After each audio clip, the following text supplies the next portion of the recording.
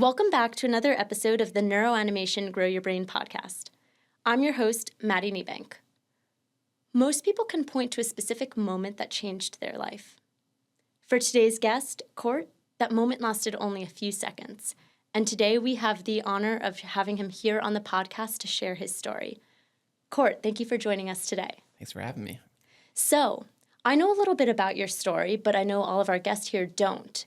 Why don't you tell us a bit about what your life was like before your injury? Before the injury, I had played sports growing up my entire life. I had the opportunity to go down to a school in Kentucky named Center and play football there for 5 years. Enjoyed every moment of that, made lifelong friends. Then came back up here to Columbus in January of 23 after getting my diploma. And at that point, started working as like an IT recruiter for a company close to downtown Columbus. Did that for the entire time up until my accident. Enjoyed playing basketball, volleyball, doing competitive races with my mom. So it sounds like you lived a pretty active lifestyle. But I remember you telling me about the day that everything changed for you. You were in Mexico. Tell us about what happened that day in Mexico. So usually about the second week of August, before my little brother goes back to school at Cincinnati, we always take a trip. And then this year we decided, let's splurge a little bit, do an all-inclusive resort in Cancun again. We go down. It's an 8-day vacation. On day 3, we had a fun day at the pool, went to like a Benihana-style dinner. My brother and I went out drinking on the resort to some of the bars they had there. He goes back to the room around 12 or 1 o'clock in the morning. I had told him I wanted to stay out and keep drinking and socializing, I guess. My parents then get a call at about 3 a.m. from the resort front desk. Hey, your son's fallen. He has a concussion and a broken leg. He needs to go to the hospital. So they rush. I'm already in the ambulance.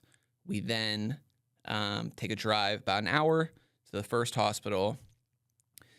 There they let me know, and my parents know that, hey, he has a broken neck. He's going to need immediate neck surgery to stabilize, and he has a broken leg. It needs to get done immediately as well. So we go about an hour the other way. We go to that second hospital then, and then they do the neck surgery, the leg surgery there. And then at that point, we were kind of stuck in Mexico. It ended up being more than just a broken neck and a broken leg. Correct. While getting transported back from Mexico, my left leg ended up swelling up to about twice the size. And then they realized I had compartment syndrome. And the second I landed at Columbus Airport, had to take an ambulance straight to Ohio State, where they did an emergency fasciotomy to save my left leg. And then at that point, with left leg, right leg, and neck, I went straight to ICU and was there for about 10 days. So when you finally did wake up and were coherent enough to understand what was going on, what was going through your head? It was rough. I couldn't speak because they had the tube in. I guess for the first couple of days, I was pretty combatant. So they had actually tied my arms down to not knock any of the things out, because IV, feeding tube, 4 different IVs is basically looked like it was a game of operation. There was a left pump for my left leg. My right leg had to heal. I did start to become more coherent due to the drugs and different things I was on. A lot of stuff didn't make sense with seeing different people. I thought I was sharing a room with someone else. There was no one else ever in there. I thought people were kind of looking through the rooms. I thought I was in the CIA at one point. So a couple of different bad things, but my cousin Lexi, who's actually here today, we had one of those boards that kind of helps people understand what you're trying to say. And over time, getting through letter by letter, it gets frustrating, but I would give her a look and she could fill out a sentence I was trying to say. So being so frustrated and not know what's going on and being attached to all these things and just wanting to communicate, having someone there that could be your voice was a really big deal. And it got me through those first 10 days until they could take the tubes out. I could start talking again and I could start having those conversations and get things slowly unplugged one by one, because there was about 20 of them in me at one point. You know what's funny is, like, as you were just saying that, I had a vivid flashback to when I was in the ICU after my stroke. I also had all those restraints and stuff on my arms, such like to keep me like strapped down. And I Exactly. tried to rip them out with my one good hand and Yeah. like break out of there so many times. And like the nurses all yelled at me. They're like, Maddie, you can't break out of there. Like you're not allowed. You're not allowed to take those off. And that was just a bad memory Yeah, on it's my frustrating, end. especially So when frustrating. you know what you want to be communicated, and you know what's going on. It's going on in your head, but not being able to communicate that to the loved Mm-hmm. ones and the people around you. And And not understanding why. 100% too, and not understanding what's going on. And then you explain it, they try to explain it to you, and it just doesn't sound right. And you just want answers, and you can't even ask Mm-hmm. the questions. That's just a very, very frustrating moment.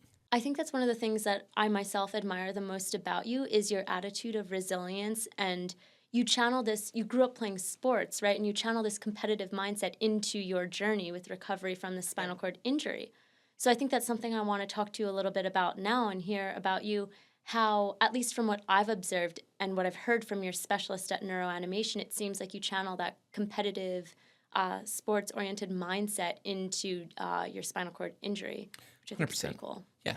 I think, like, when it comes to small things, like even in the hospital, when I got to Dodd Hall, which is the rehabilitation place I was at, I would try to break my record on the standing table, which is just a table that comes up at a certain degree to kind of test your blood pressure. And then I would try to do bicep curls a certain number of reps. And then I would try to do this. And I think if you're always in that growth type of mindset and, hey, I'll at least beat my own records, I think that competitiveness breeds results in a way. So from day one, when I got back into a wheelchair and I started moving around again, that was the new goal in everything I was doing. So I have a question for you because one thing that I'm personally very curious about, as also a survivor myself of stroke, I remember in the early days I did not have the best mindset. And then something a few days later there was some sort of switch that just flipped in me and I realized I'm not going to get better just by sitting here. The only way for me to make the improvements and to get back to the life that I want is for me to put in work and just see where that can take me. Had you always had a strong and positive mindset since this happened, or did you ever go through phases of doubt? Yeah, I went through a really bad phase. I was in the ICU for 10 days. And then at that point, when you're not critical, they transfer you to the 7th floor brain and spine at Ohio State. That is a bed-bound moment because you can't get into a wheelchair or anything like that. Those days of waking up at 8 a.m. and having nothing to do all day except sit there, feel sorry for myself, try to watch The Office over and over again. There's no growth there. There's maybe one day they wash your hair, but besides that, you're not doing anything. So those were a really rough 7 or 8 days. But I would say that first day when I got transferred over to Dodd, which was 2 days before my 26th birthday, that next day, I finally got an itinerary. Instead of laying in bed and trying to make the days waste away, 9 a.m. I had this therapist coming. 10 a.m. I was doing this. 1 o'clock I was doing this. And when I finally got a schedule back, which is always the way I've worked, just off routine and lists and things like that, that's when I started going again. And that's when I kind of got the drive back. So, Cort, thank you for sharing your journey with us so far. I'm curious to know in those early days, what were your initial physical, mental, or emotional challenges that you were dealing with? Yeah, I mean, they came pretty quickly. Having a very rigid schedule when it comes to work and my mind and my body, being out of that schedule and being told some of the restraints I had hit pretty early. Physically, not being able to use my legs and do cardio and work out the way I want to. Mentally, not being able to go back to work right away or do the small things I wanted to do, or even eat my own food, or the independent side of it. And then, I mean, that all just kind of ties in when it comes to mentally. Now, I was a person that lived under the mantra, I didn't need anybody else. I lived by myself. I obviously love my family, but like I was my own boss at work in a way. I was able to do everything I wanted no one put restraints on me in my day-to-day life, and now I live a life of restraint. I'm stuck in a chair. My hands don't work. My legs don't work. My shoulders physically hurt all the time. So now you have to kind of revamp the way you go about things in your day-to-day, how I'm going to work out, how I'm going to recover, how I'm going to do the things to make myself feel like I'm living my own life and I don't have people living it for me. And yeah, those came really fast, really often throughout the day-to-day, and I try to brush those out of my mind and move on to the next thing. And I'm just learning physically what I can do, mentally what I can do, and emotionally how far I can push myself. And I don't want to overdo it and get ahead of my skis. So my whole mantra in the bracelets we made is just taking it day by day, one day at a time, 1% better, and that's all I can really do. What measures have you taken to get back your sense of agency and independence? Yeah, it's tough. So, working out wise, I've gotten really into boxing and things like that because we can put up a bag and I can go at it for an hour and I don't need people to take weights off me, this, that, and the other. We've made the house really accessible where I can go in different rooms and I can move myself around. I can get into the van by myself. So a lot of that independence is coming. And a lot of the things we're talking about, like eating, brushing teeth, and things like that, that's going to be more occupational therapy, and that comes day by day. And I've always said I would give my legs to have my hands. So learning how to live life without your hands is a whole different ball game and a whole different way of learning your individuality and things like that. So PT and OT and the physical therapy I'm doing at neuroanimation, all that stuff is helping me become more independent. And I'm 10 months in. I can't imagine where I'm going to be in a year, 2 years, 5 years, 10 years. I believe I'll be living back by myself, doing my whole day-to-day Oh, routine. I don't doubt that. I don't doubt Yeah, that. so we're just taking it 1% at a time, trying to learn how do you brush your teeth this way? How do you pick up this thing? How do you eat this thing? And that's really all I can try to do. And I know, so you're, as you just said, you're not even 1 year out from your spinal cord injury. It's so recent, and you've already gone through neuroanimation once. Talk to me a little bit about your experience. How did you find out about neuroanimation? So initially when my right leg was broken, when my femur was sticking out of my leg, foreign substance got in. That caused a fungal infection and different infections in my right leg. So as time was going on, we were doing x-rays and different things in my right leg to see if my bone was properly healing. It wasn't, and they believed it was to the metal rod was the foreign object in there. So bacteria and different things could kind of stick onto that. We take the rod out, try to let the right leg heal by itself. In doing that, we accidentally re-broke my right leg worse than it initially had been broken. The right leg was put into kind of a mold and cast, and my legs had to be up straight everywhere I went. That meant 2-person transfers. That meant new ways of doing things. What that also meant was I couldn't go to OT and PT anymore. I couldn't get on the mat table. I couldn't get on the standing table. I couldn't do the things I wanted to do. So at that point, we look, hey, what are non-invasive things I can do in the coming months to make myself better? At that point, my mom had a couple people reach out about neuroanimation. We took an initial call. I was like, sounds interesting. I don't think they've ever had a spinal cord person before, which they hadn't.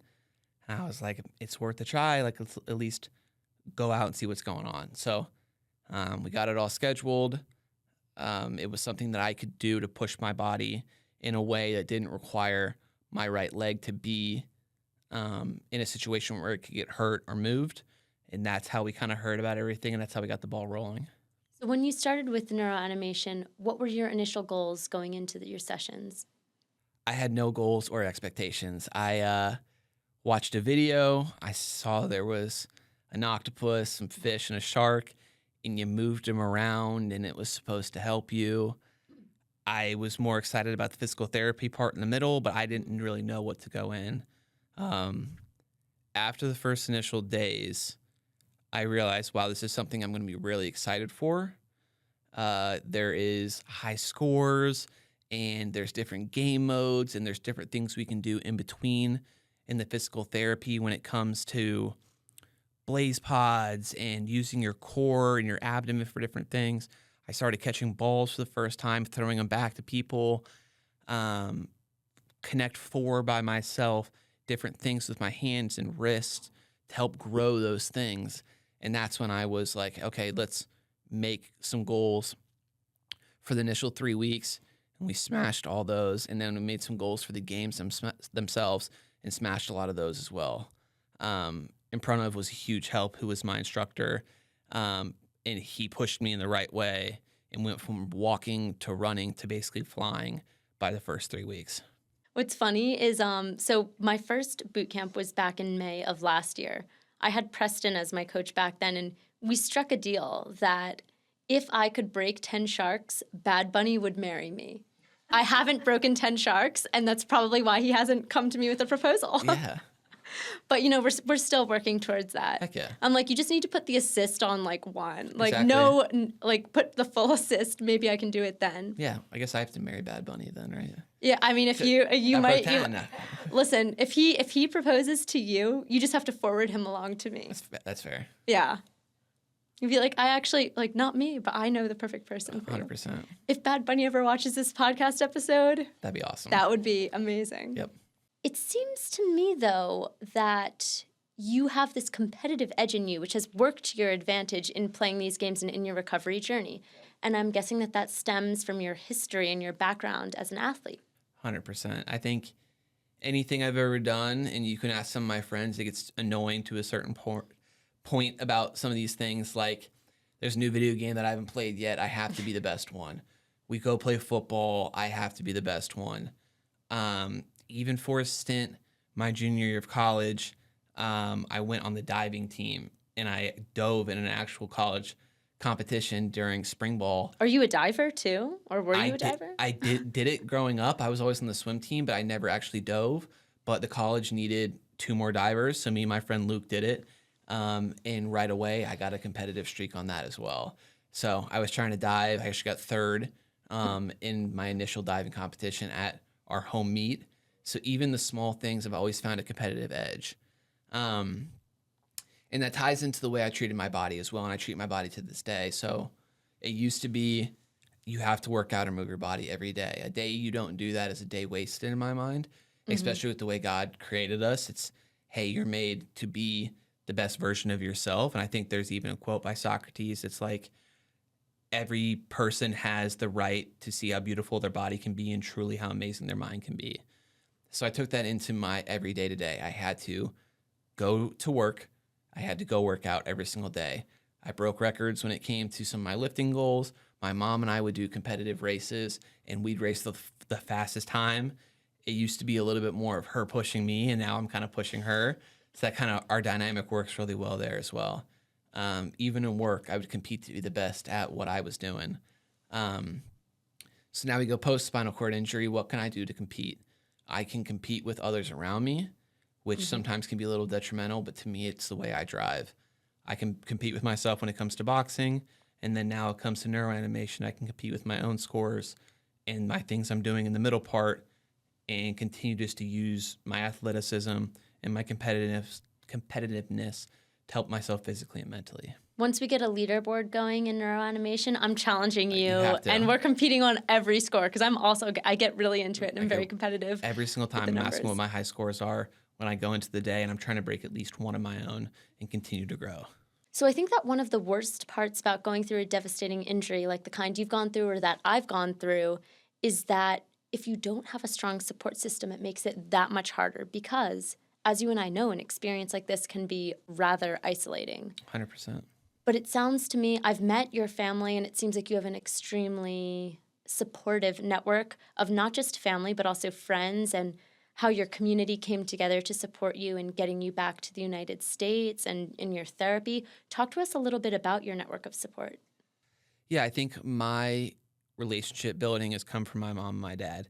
My mom and my dad have people from all facets of their life that have still reached out to them and stayed in communication, and I'm the same way. I have a close-knit high school friend group and college friend group, and even a mixture of those two. My mom has a great supportive group of her friends, neighbors, and people just from personal training. Same with my dad. So when this happened, the outreach on GoFundMe or whatever it is to support the money we needed to do home renovations and things like that. That came through. When we're moving so much around in our day-to-day, the support for food, we had food the first 3 to 4 months. Every single day, someone made a checklist and a group of people signed up and did all of that as well. Being in a place like Ohio State and something like that, you need a support system around you physically as well. So my mom and my dad would do every single night, and when they would get tired, I had 5 different of my friends come and spend the night as well. Since that point, there's been charity events at 3 different bars and places like that. There was a charity fun run around the neighborhood. There was a hot yoga session that people do. So having people come out and not only want to put these things on, but then every single time they're being packed for individuals that sometimes don't know me is a really big deal. And I can feel support from family, friends, neighbors, and then individuals I don't know as well. I've gotten letters from little kids and little kids' handwriting. Hey, I look up to you. I don't know you, but you seem like an awesome person. Small stuff like that goes a long way. So knowing that you have the support of everyone behind you makes the journey that much easier. Yeah, it's amazing to hear just how supportive your community is and how everyone really came together to help you and your family in this journey. So, Cort, you've basically just last week wrapped up your boot camp at Neuroanimation. How did the experience go, and what has been some of the gains that you've noticed? Going into it, I think they kind of had to rewrite the book a little bit. Being the first spinal cord injury individual, I think that the process was there. The doctor who runs it let me know that, like, hey, we have some things that we've done before in different individuals with stroke, Parkinson's, and things like that. But this is a whole new avenue for us, so we're gonna go with it on the fly and see kind of what happens. I noticed, especially my left wrist and my left grasp, getting better when it comes to picking things up, releasing outside of my frame of reference. I noticed as well more sensation under my right forearm and my right arm altogether.